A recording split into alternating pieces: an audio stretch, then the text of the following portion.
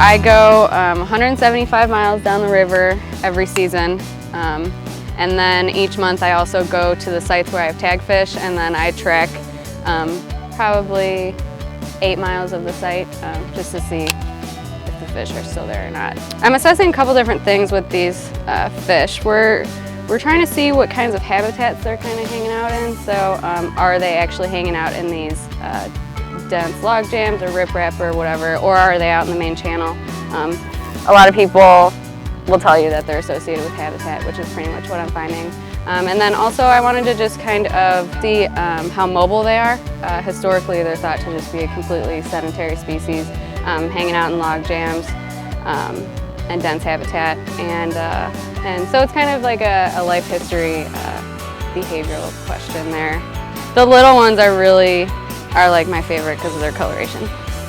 I'm still a girl, so I can be like that, right?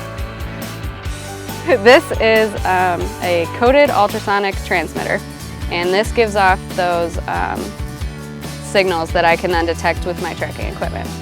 And each of them have individual identification numbers for each fish.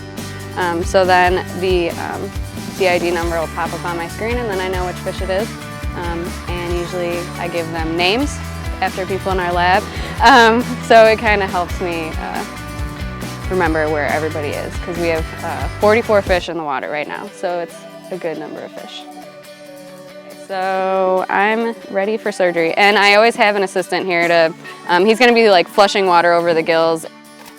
And I only make the incision big enough just to fit the tag. I love doing surgeries because it makes me feel like a surgeon for a little bit. So now I'm just going to put a couple stitches in. I usually put 3 in.